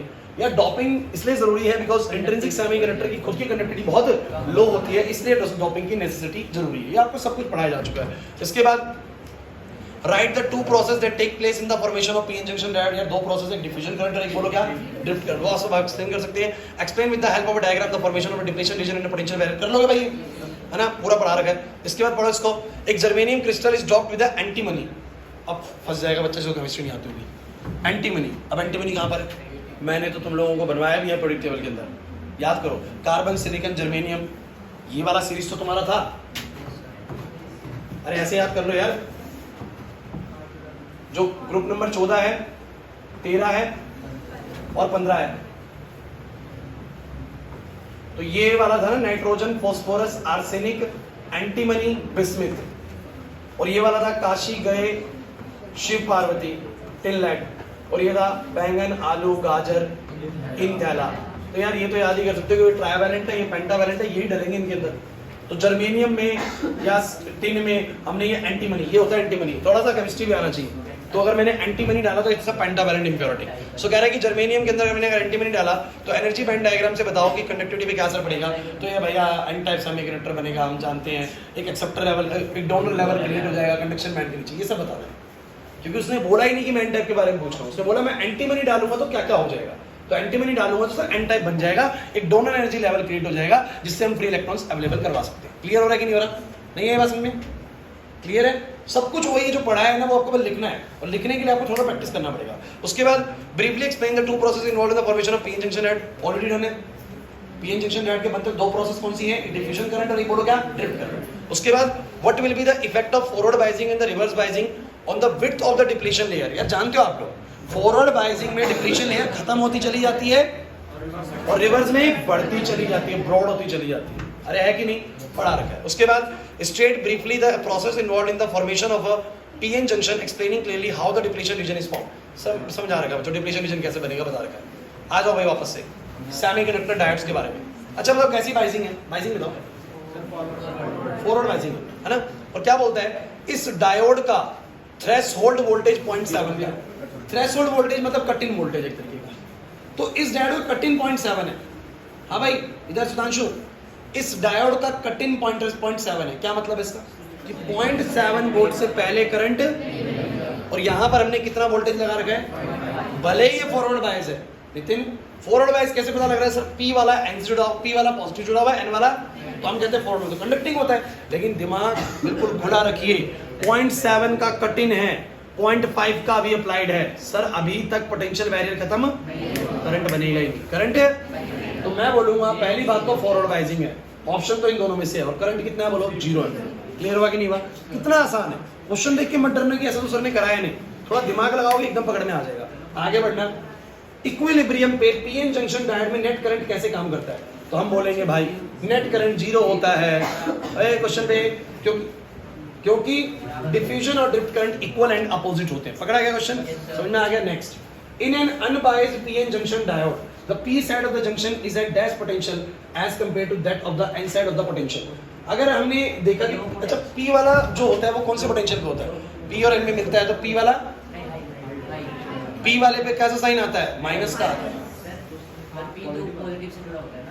नहीं तो वो तो फॉरवर्ड बाइजिंग होता है ना, ये अनबाइज्ड है। अनबाइज्ड मतलब बाइजिंग हुआ नहीं है, और बाइजिंग नहीं हुआ तो मुझे बताओ n वाली साइड से इलेक्ट्रॉन वहां जाते हैं, तो n वाली साइड पॉजिटिव होती है, p वाली साइड हमेशा नेगेटिव वाले को लो पोटेंशियल मानते हैं और पॉजिटिव वाले को, तो p वाला कौन से पोटेंशियल पे होता है, लो पे। क्वेश्चन समझो ना, अनबाइज्ड कंडीशन मतलब फॉरवर्ड और रिवर्स हमने नहीं लगाया, डायोड है बस। अब डायोड में p वाली साइड पे कैसा चार्ज होता है, नेगेटिव, और n वाली पे कैसा होता है, तो n वाला हाई पोटेंशियल पे होता है, p वाला लो पे। अरे नहीं है इसमें, सिंपल आंसर लो पे।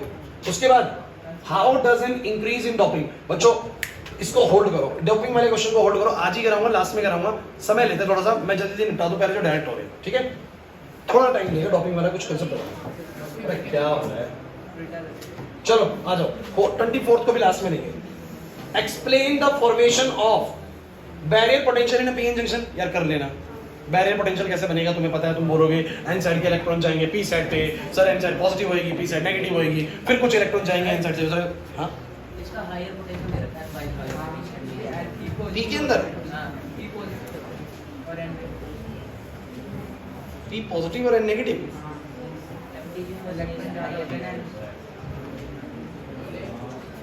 लेकिन क्यों?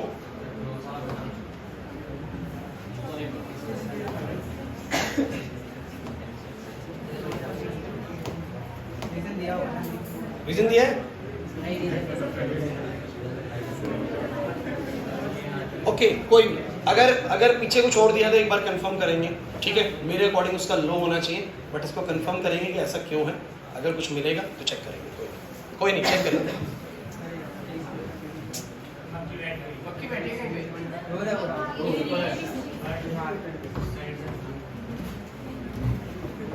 चलो कोई नहीं बच्चों, कोई नहीं, बोर्ड पे देखो अभी जो 23-24 है, अगर किसी में क्वेश्चन में डाउट रहेगा तो उसको कंफर्म करेंगे हम लोग और डिस्कस करेंगे बाद में। आज ही इसके बाद 26वां क्वेश्चन देखो क्लास बोर्ड पे, कहता है with the help of the circuit diagram explain the working of the silicon PN junction diode in forward biasing and draw its IV characteristic. भाई फॉरवर्ड बायसिंग में क्या होता है पहले तो वो बताओ, उसका आईवी ग्राफ बनाओ, आता बनाना, यूं करके जो बनता है, कर लोगे नहीं कर लोगे, नहीं आ रही बात समझो। और बल्कि तुम्हें अगर याद हो ना एग्जाम में, तो सिलिकॉन का तुम्हें पता है 0.7 का कट इन है, कितने का बोलो, तो 0.7 के बाद चढ़ाना, एग्जामिनर खुश होता है ऐसी चीज़ कि हाँ बच्चे को बिल्कुल इतना पता है कि 0.7 पे मार्क्स दे देगा छुट्टे के साथ ही। क्लियर है? आगे बढ़ो। ओए explain the term depletion layer बता दोगे? पोटेंशियल बैरियर बता दोगे? विड्थ पे क्या असर पड़ेगा बता दोगे? अरे नहीं यार रिवर्स में फॉरवर्ड में कम होएगी, रिवर्स में ज्यादा होएगी। बता पाओगे नहीं बता पाओगे? चलो आगे। Draw the VI characteristics of a PN junction diode बता दोगे? पीएन जंक्शन डायोड का वीआई ग्राफ फॉरवर्ड में अलग बनता है, रिवर्स में फॉरवर्ड में अलग बनेगा, रिवर्स में अलग बनेगा। Explain by the current under reverse bias is almost independent of the applied voltage up to the critical voltage. बड़ा अच्छा क्वेश्चन पूछा उसने बोला कि ऐसा क्यों है कि रिवर्स बायसिंग में करंट लगभग इंडिपेंडेंट है कि तुम कितनी मर्जी वोल्टेज लगाओ करंट नहीं बनेगा, क्योंकि रिवर्स बायसिंग में आप क्या बोलोगे हमारी अप्लाइड वोल्टेज पोटेंशियल बैरियर को सपोर्ट करती है और मेजॉरिटी इसका अलाउ। तो जो कुछ करंट बनता है वो किसकी वजह से बनता है? माइनॉरिटी की वजह से, और वो माइक्रो एम्पियर से बनता है। किसमें बनता है बोलो? Which is almost negligible, which is almost. तो हम यही इसका रीजन देंगे, लेकिन उसने बोल दिया कि up to critical voltage, up to. अब क्रिटिकल क्या है सर? क्रिटिकल वो ब्रेक डाउन वाली वोल्टेज को बोल रहे हैं क्रिटिकल वोल्टेज। शब्द बदल जाएंगे बस, कुछ नहीं है, चीज वही पकड़ लेना है किसी। तो रिवर्स बायसिंग में उससे पहले तक का करंट बिल्कुल ना के बराबर होता है। उसका यही कहना है कि ऐसा क्यों है? तो हम बोलेंगे क्योंकि वो करंट कौन बनाते हैं? माइनॉरिटीज बनाते हैं, और माइनॉरिटीज बहुत कम होती है इसलिए करंट बहुत लो होता है। क्लियर हो रहा है कि नहीं हो रहा? सारी बातें बताएं। अब ये चीज भी बच्चों हमने क्वेश्चंस के फॉर्मेट में नहीं करी है, तो आज ही मैं आप लोगों को सिखा देता हूँ। बोर्ड पे देखिए, बच्ची नहीं बैठी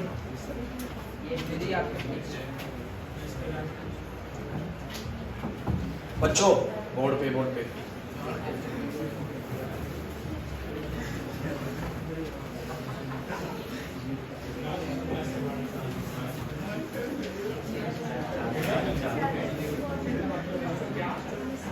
प्लीज गाइस देखो, आधा घंटा हमारे पास बचा हुआ है और अभी भी हमें लगभग 20-22 क्वेश्चंस करने हैं। तो बोर्ड पे अब आपको ये दिया हुआ भाई, अब ये सुन लो भाई, बहुत अच्छा क्वेश्चन है ये।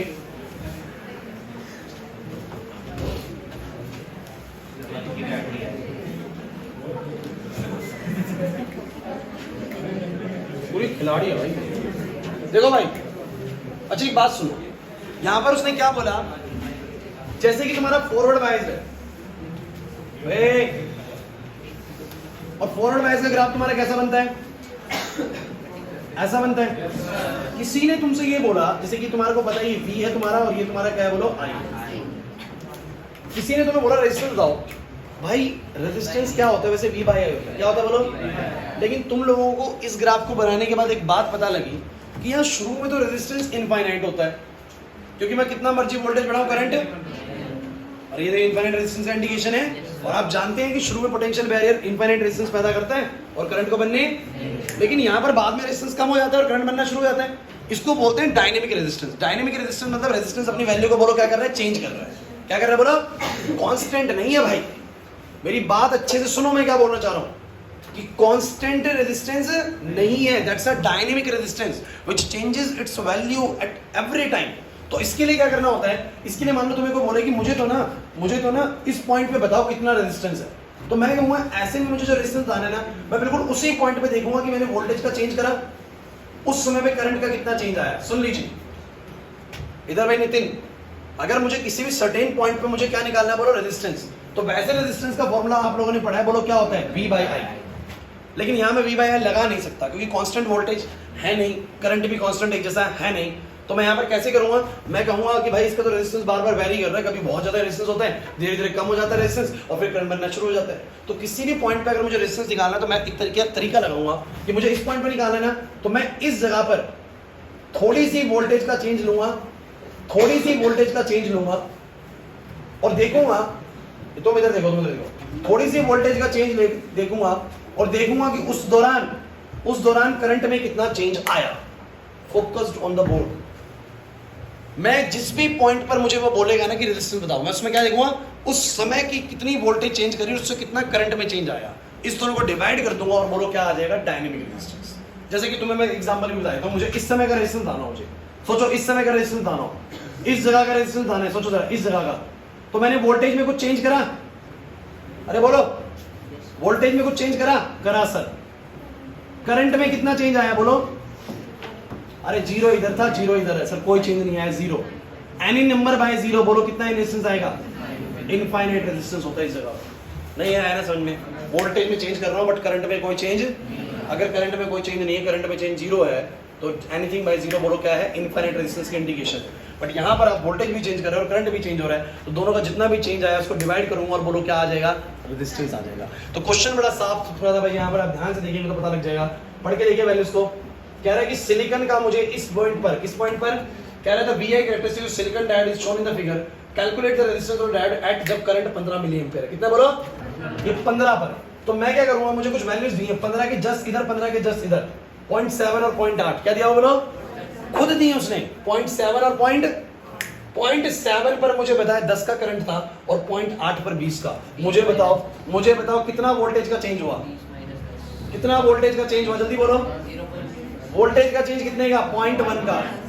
करंट का चेंज बताओ, 10 से 20, 10 से 10 मिली एम्पियर, 10 ऐसा यूनिट में बजाइए। ये वोल्ट है और ये आपको पता है मिली एम्पियर को चेंज करूंगा तो 10 गुना में बोलो कितना आ जाएगा, पॉइंट हटेगा, ऊपर 10 की पावर -1, नीचे 10 की पावर -2, ऊपर आ जाएगा 10।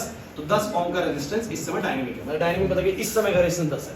हालांकि पहले आपको पता है इस जगह पर इनफाइनाइट मिला है, बट अभी कितना है बोलो, 10। मैं बार बार कह रहा हूं फॉरवर्ड बाइजिंग का रेजिस्टेंस कैसे निकालोगे, सिखा दिया है मैंने तुम्हें। अगर पेपर में आया तो कैसे निकालोगे, उस जगह पर वो आपको कुछ वोल्टेज के चेंज के दौरान कुछ करंट का चेंज भी देगा, आपको ऊपर वोल्टेज का चेंज दिखना है, नीचे बोलो क्या रखना है, करंट का चेंज दिखना है और आंसर निकालना है। नहीं 15 पर बताना था, जब 15 था तो 15 पर तो मुझे वोल्टेज दी नहीं ना भाई, तो उसके दौरान जो भी वोल्टेज का चेंज हुआ उसके नियर बाय और उस समय करंट का कितना चेंज हुआ उसके अकॉर्डिंग में रेजिस्टेंस निकालो। क्लियर है कि नहीं? अच्छा दूसरा बताना जरा क्या बोला, जब वोल्टेज -10 हो ये वाली जगह पे, तो ये आपका रिवर्स का रेजिस्टेंस है। इसका बोलो,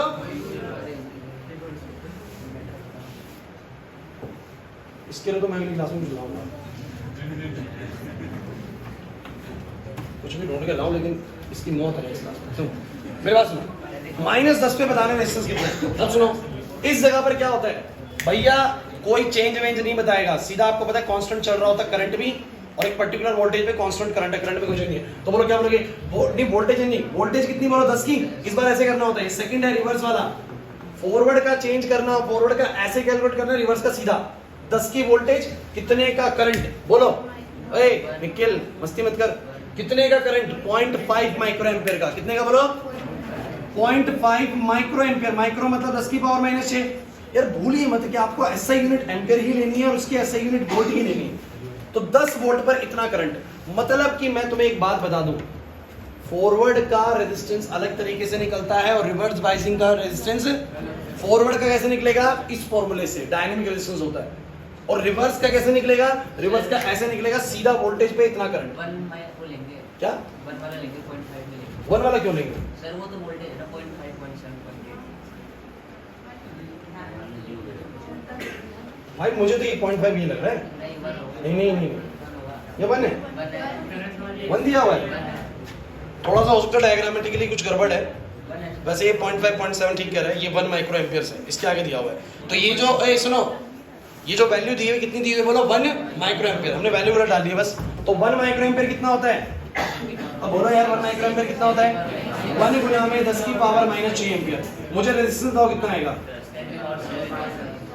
अच्छा आप लोगों को कुछ ऑब्जर्व हो रहा है, रिवर्स का रेजिस्टेंस देखो, रिवर्स का रेजिस्टेंस देखो 1 करोड़ ओम का, और फॉरवर्ड का रेजिस्टेंस देखो, इसीलिए फॉरवर्ड में करंट बन जाता है और रिवर्स में करंट। लेकिन मैं बार बार एक बात बोल रहा हूँ, कुछ चीजें हम क्वेश्चन फॉर्मेट में ही सीख रहे हैं, तो सीख लीजिए। अगर एग्जामिनर ने फॉरवर्ड बाइसिंग के ग्राफ के दौरान तुमसे रेजिस्टेंस पूछा तो चेंज देखना कितना वोल्टेज में, उसमें करंट में कितना चेंज, वो देगा आप लोगों को। और जब रिवर्स में पूछेगा सीधा वोल्टेज पे जितना करंट है उसको डिवाइड करके आंसर निकाल देना, खत्म कर। क्लियर हुआ कि नहीं हुआ? आगे बढ़ूं, आगे समझ में सबको, चल आगे बढ़ते।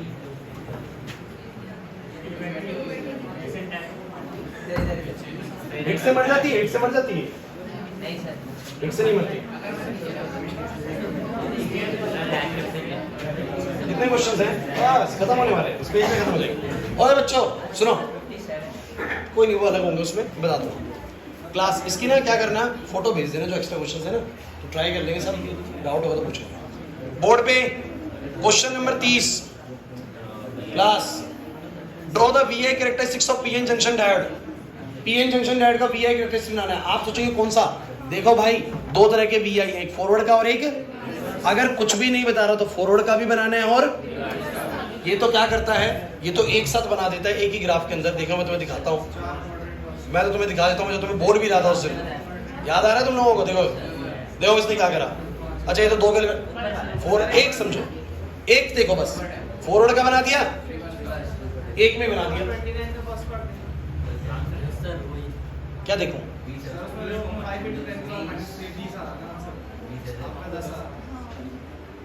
0.7 0.8 बुक दिखाना भाई, एक बार बुक दिखाना।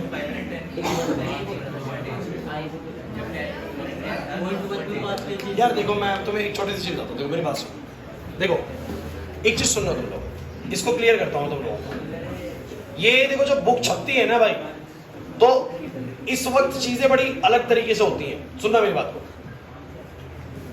इसने कहीं भी पॉइंट नहीं करा कि ये वाली चीज को 0.7 बोल रहा हूं और ये वाली को 0.8 बोल रहा हूं। समझना मेरी बात को, बोर्ड में पेपर में क्वेश्चन आएगा ना, गारंटेड ये मार्क करके देगा कि ये 1 माइक्रो एम्पियर है। ये वाला देखो इसने क्या कर रखा है, अब एक्चुअली समझोगे ना, ये 0.5 इसका था, देखो कहां इसने डाल रखा है। डायग्रामेटिकल कंफ्यूजन है, नहीं समझे मेरी बात को? पेपर में जब ये क्वेश्चन आता है ना, बोर्ड कभी भी ऐसी मिस्टेक्स नहीं करता। बुक्स कर सकती हैं, बोर्ड नहीं करेगा। बोर्ड पता है क्या करेगा? बोर्ड ऐसे बनाएगा, सुनना मेरी बात को, बोर्ड ऐसे बनाएगा, ए प्लीज, बोर्ड ऐसे बनाएगा देखना, और ऐसे लिखेगा ये 0.5 है, ये 0.7 है, ये 0.8 है। समझो मेरी बात को, नहीं समझ में आ रहा? और फिर वो इस तरीके से बनाएगा। यहां पर डायग्राम ही आगे पीछे कर रखा है बहुत ज्यादा, तो इससे ना एक एक्यूरेट आइडिया तुम लोगों को लग नहीं पा रहा है।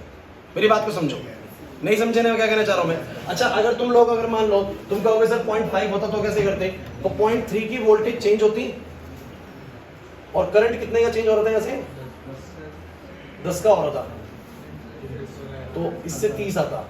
लेकिन 15 पे अगर बोल रहे हैं ना, और उसकी वैल्यू दे रहा है, 15 पे अगर बोल रहा है उसकी वैल्यू दे रहा है, तो 15 के बाद का चेंज देख लो आप लोग कितना आ रहा है। कितने का बोलो? 0.1 वोल्ट का। कितने का बोलो? 0.1 वोल्ट का। और करंट का कितने का चेंज है बोलो? 5 मिली एम्पियर का। अब कैलकुलेट करोगे आंसर आ जाएगा। 15 से पहले वाले का चेंज देख लिया फिर, तो इस वाले का देखो तो भी वही आएगा 5 का पॉइंट, 5 का पॉइंट इस पे।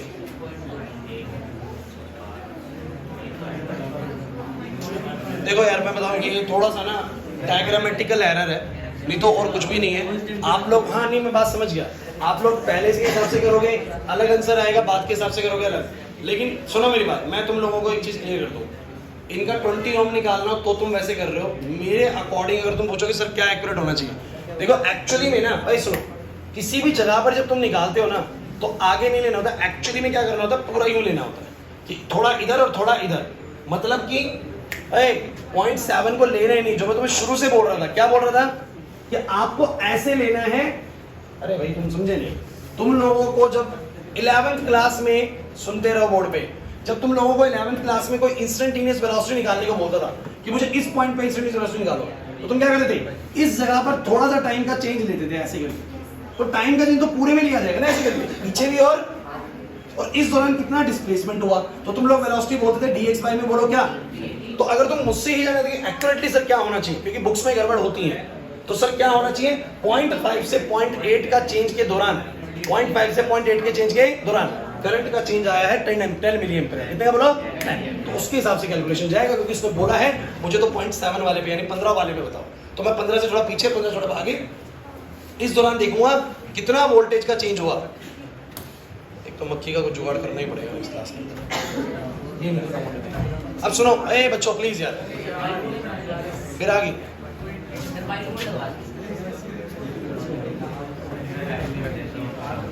भाई क्लास, मुझे तुम ये बताओ, तुम्हें ये वाली बात समझ में आ रही है मैं क्या बोलना चाह रहा हूं? अगर पेपर में क्वेश्चन आया तो तुम लोग क्या करोगे? जिस भी जगह पर पूछ रहा है उसके आगे पीछे की वैल्यूज दी हुई है, तो वो वाला चेंज देके और उधर का करंट का चेंज देके आंसर निकालना, ये बिल्कुल एक्यूरेट है। क्लियर हो रहा है कि नहीं हो रहा? आगे पीछे यार देखो समझे नहीं, यहाँ तो पॉइंट उससे पहले बन गया ना, तो क्या पता और कोई सेमीकंडक्टर किसने बोला इसलिए।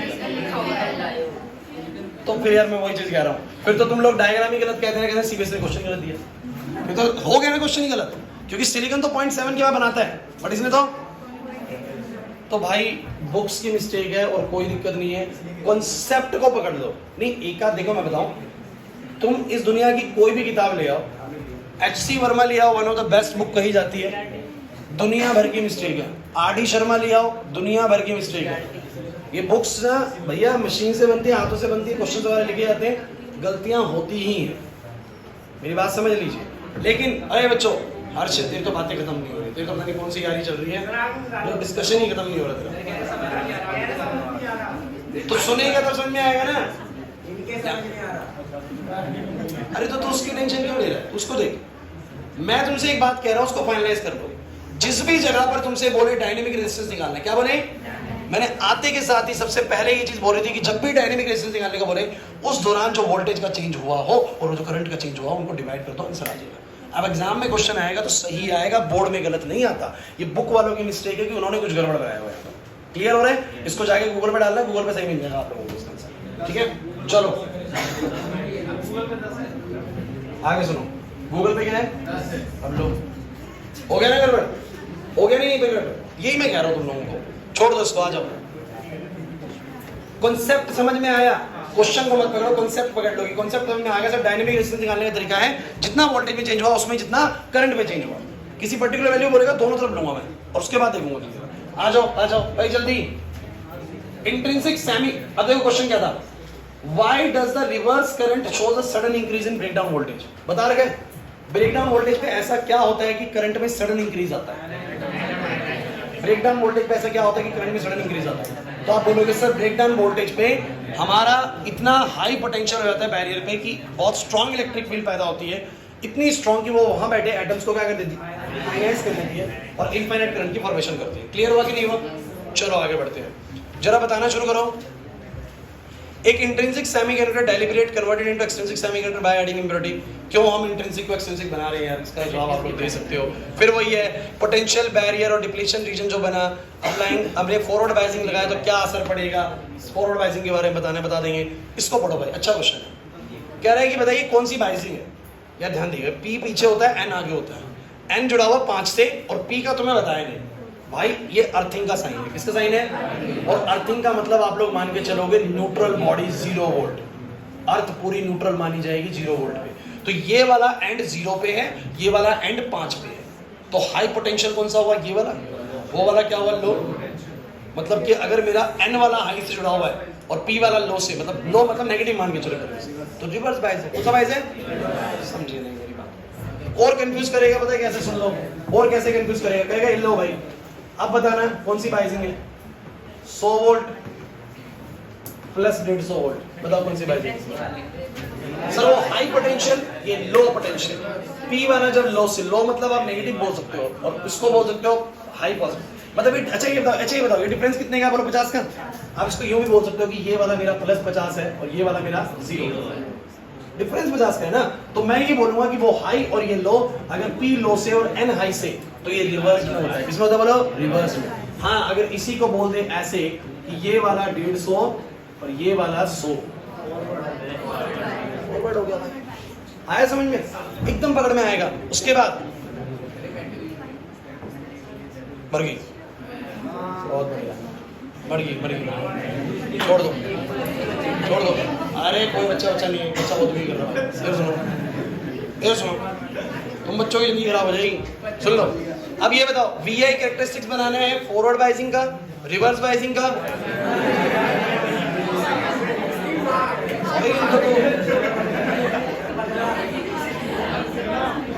इनका तो पूरा परिवार है यार। बच्चों प्लीज बोर्ड, हमें 10 मिनट में ये चीज़ करनी है पूरी। वो कुछ भी छूटेगा ना तो वो सही चीज़ नहीं है। नेक्स्ट में वो टेस्ट लेना, ठीक है? बोर्ड में देखो। मुझे तुम ये बताओ, फॉरवर्ड बायसिंग और रिवर्स बायसिंग का VI ग्राफ बना लोगे? क्वेश्चन में बोला, कह रहे draw the typical VI characteristics of silicon diode. बना लेंगे, सिलिकॉन का 0.7 से उठाएंगे, बस पॉइंट है, यही दिमाग में रखना है। उसके बाद बोलता है ब्रीफली बताओ इन फॉलोइंग टर्म्स को, माइनॉरिटी चार्ज कैरियर्स क्या है और ब्रेकडाउन वोल्टेज क्या है। तो माइनॉरिटी आप लोग बता सकते हैं, माइनॉरिटी का क्या फॉरवर्ड बायसिंग में? तो बोल सकते हो कि फॉरवर्ड बायसिंग में मेन करंट किसका होता है? मेजॉरिटी का। माइनॉरिटी का करंट बनता भी होगा तो बहुत कम बनता होगा। और ब्रेकडाउन वोल्टेज रिवर्स बायसिंग के आप लोग बता ही सकते हैं। नहीं आ रही बात समझ में? एक्सप्लेनेशन करनी थी, कर पाओगे। 5 नंबर का क्वेश्चन था। Explain briefly with the help of the necessary diagram the forward biasing and the reverse biasing. हो जाएगा? अरे यार forward biasing reverse biasing explain करनी कितनी बार। उसके बाद ये भी हो जाएगा, अब आ जाओ रेक्टिफायर में। रेक्टिफायर आप लोगों को आता है रेक्टिफायर? तो ये कुछ नहीं है, एग्जांपल्स सॉरी डेफिनेशंस पढ़नी सीधा। क्या कह रहे हैं? पीएन जंक्शन डायोड को रेक्टिफिकेशन के लिए यूज कर रहे हैं। डिफरेंस बताओ half wave rectifier full wave rectifier में। फिर ये क्या है बोलो, बातें नहीं। ये कौन है? हाफ वेव रेक्टिफायर को एक्सप्लेन करो। नीचे वाला बताओ वीआई कैरेक्टरिस्टिक बताओ पीएन जंक्शन डायोड का। थ्रेशोल्ड वोल्टेज और ब्रेकडाउन वोल्टेज के बारे में बताओ। थ्रेशोल्ड वोल्टेज आप लोग बोल सकते हो कट इन वाली को, और ब्रेकडाउन बोल सकते हो रिवर्स बाइसिंग की, जहां पर वो ब्रेकडाउन होती है। उसके बाद जंक्शन डायोड की प्रॉपर्टी बताओ which makes it suitable for the rectification of the AC voltage। हाँ, अच्छा क्वेश्चन है। जंक्शन डायोड की कौन सी प्रॉपर्टी हम इस्तेमाल कर पा रहे हैं रेक्टिफिकेशन के लिए?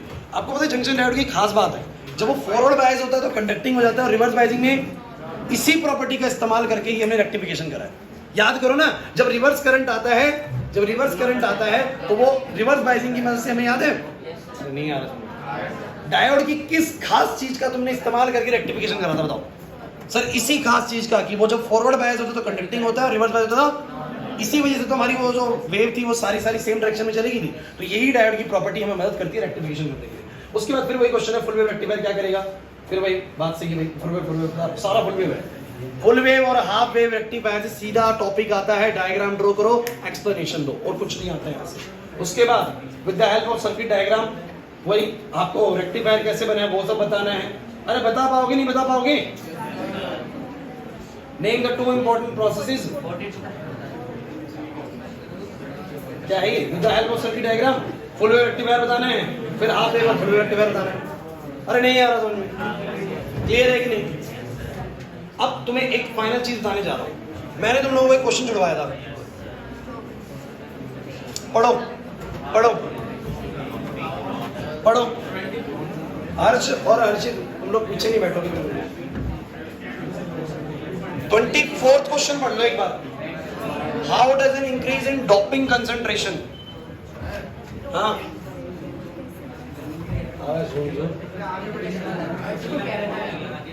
बोल भाई।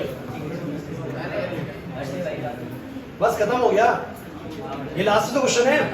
और 23rd जो डाउट रह गया वो देखेंगे, वो मैं आपको कंफर्म करूंगा जब मैं चेक कर लूंगा। तो उसके बाद तो हो गया सारा। 24th क्वेश्चन पढ़ो। How does an increase in doping concentration affect the width of the depletion region? भाई बहुत इंपॉर्टेंट क्वेश्चन, सुन लीजिए। मेरे पास ऐसा होता है,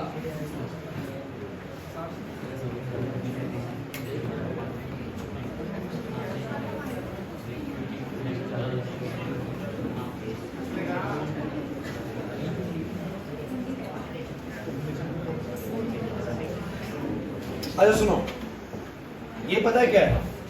ये है लो डोपिंग। कैसी डोपिंग है? और लो डोपिंग का मतलब कि ज्यादा डोपिंग कर नहीं रखी। अगर ज्यादा डोपिंग नहीं कर रही तो एन साइड में बहुत ज्यादा इलेक्ट्रॉन्स नहीं है और पी साइड में बहुत ज्यादा होल्स भी नहीं है। लेकिन जब ये डिफ्यूज करेंगे तो आप लोगों को पता है डिप्लीशन रीजन बनेगा। अरे बनेगा, एक अच्छा खासा डिप्लीशन रीजन बन जाएगा। सुन लो भाई, आपको पता है यहाँ प्लस आ जाएगा और डिप्लीशन रीजन की कुछ विड्थ होगी। बोला है कि नहीं? ये कह रहा है कि अगर डोपिंग ज्यादा होती तो ये विड्थ ज्यादा बड़ी होती या छोटी होती?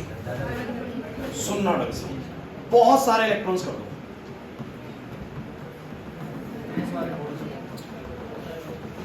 और बहुत सारे होल्स कर दो, तो तुम्हें पता है, अरे नहीं बहुत ज्यादा इलेक्ट्रॉन्स है, बहुत ज्यादा होल्स है, डोपिंग बहुत ज्यादा है, तो ये पास में ही सारे के सारे मिलते रहेंगे। क्या होना चाहिए आशीष? कम होनी चाहिए। दिमाग लगाओ। यहां पर फौज खड़ी है इलेक्ट्रॉन्स की, यहां पर फौज है होल्स की, लेकिन बहुत ज्यादा नहीं है। तो ये जंप कर करके जाएंगे, एक डिप्लीशन रीजन तैयार कर देंगे, क्योंकि आपको पता है यहां से कुछ इलेक्ट्रॉन्स का जाना अलाउड है, उसके बाद तो जाना भी बंद हो जाएगा। जाना भी, क्योंकि बैरियर जाने से मना कर देगा, कहेगा नहीं जाना भाई। बोलो है कि नहीं? यही होता है ना। तो लेकिन ये जाएंगे और भर देंगे कुछ जगहों को, डिप्लीशन रीजन तैयार हो जाएगा। लेकिन जब बहुत सारा इलेक्ट्रॉन है, बहुत सारा होल है, तो ये जंक्शन पे ही बहुत सारे बैठे होंगे, तो सारे के सारे जंक्शन पे ही मिलते रहेंगे और थोड़ी देर बाद जाना बंद हो जाएगा। तो जो डिप्लीशन रीजन तैयार होगा वो सारा का सारा कहीं पर तैयार हो जाएगा, इसी समझो मेरी बात को, इसी जंक्शन पे ही आसपास तैयार हो जाएगा, नहीं हो जाएगा? तो डिप्लीशन रीजन की विड्थ कैसी होगी? कम होगी। कैसी होगी? नहीं आया समझ में? पोटेंशियल बैरियर भले ही हाई हो, मेरी बात सुन लीजिए, बहुत जरूरी है, क्योंकि प्लस माइनस बहुत ज्यादा कंबाइन होने वाले हैं, तो पोटेंशियल बैरियर हाई हो सकता है। सुन लीजिए मेरा जवाब, पोटेंशियल बैरियर अगर पूछे कभी एग्जाम के अंदर तो बोलो, क्या बोलोगे? हाई होगा। हाई क्यों होगा भाई?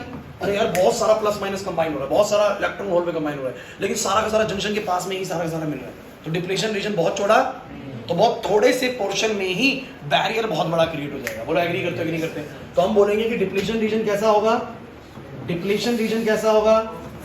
Width of depletion region is smaller, और पोटेंशियल बैरियर बोलो क्या? हाइयर। समझे? दिमाग लगाया क्या कहना चाह रहा हूं मैं? नहीं आ रहा समझ। अबे आप लोगों ने वही क्वेश्चन पढ़ा है ना, E इज इक्वल टू में क्या? पता है क्या चल रहा है यहाँ पर? पता है क्या चल रहा है? बहुत हाई डीवी है, बहुत हाई पोटेंशियल डिफरेंस है, इलेक्ट्रिक फील्ड भी बहुत स्ट्रॉन्ग है, कम डीआर में, कम दूरी में, कम दूरी में बहुत हाई पोटेंशियल क्रिएट कर दिया, बहुत कम दूरी के अंदर बहुत हाई पोटेंशियल, क्योंकि दुनिया भर के इलेक्ट्रॉन्स और दुनिया भर के होल्स वहां पर ही कंबाइन हो गए। तो ऐसे में बच्चा गलती कर जाता है। डोपिंग वाला क्वेश्चन बहुत इंपॉर्टेंट है, एक क्वेश्चन अकेला ऐसा है जो चैप्टर में डिस्कस डायरेक्टली होता ही नहीं है। तो डोपिंग के अंदर दोबारा सुन लो, जब डोपिंग हाई करेगा, सचिन समझे, डोपिंग अगर तेरी एन टाइप की और पी टाइप की बहुत हाई है, इसका मतलब बहुत सारे इलेक्ट्रॉन्स है, बहुत सारे होल्स हैं, तो ये जंक्शन पे ही कंबाइन होकर डिप्लीशन रीजन बहुत छोटा सा बनाएंगे, बहुत छोटा सा डिप्लीशन रीजन बनाएंगे। समझ में आ रहा है कि नहीं आ रहा? तो हम बोलेंगे विड्थ ऑफ डिप्लीशन रीजन कैसा होगा? हमेशा स्मॉलर होगा। तो तुम मुझे बस इतना बताओ बच्चों, पूरे के पूरे जितने भी क्वेश्चंस हम लोगों ने करे, इन क्वेश्चंस में कहीं आप लोगों को लगा कि ऐसा कुछ है कि जो पेपर में आ जाता और आप लोग नहीं बना पाते अगर सारा कुछ पढ़ के जा रहे हैं? तो नहीं आया समझ में? मैंने आज क्या ऐड करवाए हैं? ओए जाने की कोई जल्दी नहीं है, टाइम वैसे भी हमारा 7:30 और मैंने बोला था कि रिवीजन के बाद 7:30 तक छुट्टी हुआ करेगी, उससे पहले का कोई सीन नहीं है। देखते हैं वो भी। तुम मुझे बस ये बता दो, तुम लोगों को एनर्जी गैप क्लियर है? सिलिकॉन का, जर्मेनियम का कम है, सिलिकॉन का ज्यादा है। क्लियर हो रहा है? उसके बाद आप लोगों को ये ग्राफ क्लियर है रेजिस्टिविटी वाला? एक की रेजिस्टिविटी डायरेक्टली बढ़ती है, एक की रेजिस्टिविटी क्या होती है? कम होती है। फिर ये NaNH वाला क्लियर हो गया पॉइंट तुम लोगों को? पक्का? उसके बाद तुम लोगों को अलग से जो चीजें कराएंगे बस मैं उनकी बात कर रहा हूँ, बाकी ये सब तो मैंने तुम्हें बता ही दिया है, एब्सोल्यूट टेम्परेचर वाला ही बता दिया है। तुम पीडीएफ देखोगे तुम्हें सारा का सारा समझ में आ जाएगा। डायनेमिक रेजिस्टेंस पे कंफ्यूजन तो नहीं हो रहा है किसी को? पक्की बात है। अच्छा मुझे तुम्हें एक बात बताओ, बीच में एक ग्राफ मैंने इसके बीच में देखा था, और तुम लोगों को, हालांकि मेरे को पता है, पता लग गया होगा, तुम लोगों को पता है जर्मेनियम का 0.3 से उठ जाएगा, बताया था मैंने, और सिलिकॉन का 0.7 से उठेगा। पता है नहीं बात? क्योंकि उन सब का जो कटिंग वोल्टेज है वो क्या है बोलो? अलग। जर्मेनियम का कटिंग थोड़ा पहले ही आ जाता है, जल्दी ही पोटेंशियल बैरियर खत्म कर लेता है, और सिलिकॉन का थोड़ा सा लेट आता है। क्लियर हो रहा है कि नहीं हो रहा है? हाँ बताओ। सर इसका रीजन कुछ नहीं, तो ये लेंगे ना कि जर्मेनियम का साइज बड़ा है, इसलिए ठीक है। हाँ वो साइज बड़ा है तो वो इतने इलेक्ट्रॉन्स को जल्दी ज़्यादा बाउंड नहीं करके बैठेंगे। ठीक है, देख लेते, जो डाउट होगा भी आप लोग मुझसे अलग से पूछ लीजिए। हाँ क्लास भाई एक बात सुन लीजिए, चैप्टर को करना कैसे प्रिपेयर है, क्योंकि टेस्ट है तुम्हारा नेक्स्ट क्लास के अंदर। डाउट तो नहीं है अब कोई? ये वाली बात तो सारी समझ में आ चुकी है। एक काम छोटा सा और करना है, क्या? जिस बच्चे के पास रिसेंट बुक है, अभी रिसेंट किसके पास है भाई? आदर्श तेरे पास है, आशुतोष के पास है। तो ये कुछ क्वेश्चन बता रहे हैं कि 57 है मुझे लास्ट तक। तो अगर कुछ क्वेश्चन तुम्हें ऐसे दिखे ना, इसमें थोड़े से अलग सा कोई है क्वेश्चन, तुम पढ़ोगे ना पूरी, तो उसकी फोटो डाल देना ग्रुप में। हालांकि मैं क्या करूँगा, ये तो बस इस चैप्टर के लिए था, मैं नेक्स्ट में किंडल एडिशन खरीद दूंगा इस रिसेंट वाले का, ताकि तुम्हारा कोई क्वेश्चन छूटे ही ना। क्लियर हो? बस इस टेस्ट के लिए बता रहा हूँ, तुम लोग पढ़ लेना, फोटो भेज देना ग्रुप में अगर कोई अलग क्वेश्चन दिख रहा है। और सुन लो, ये तो देख लिया ना, अलग ही दिखे तो फोटो भेज देना, और जिससे सोल्यूशन ना हो रहा हो ग्रुप में कोई बच्चा सोल्यूशन दूसरा डाल देना, जिससे हो रहा भाई वो डाल देना उसको सोल्यूशन, बाकी बच्चे समझ लेंगे। समझ में आ रहा है कि नहीं आ रहा? क्लियर है यहाँ तक? आखिरी सूचना सुन लो बस, खत्म कर रहे हैं क्लास को।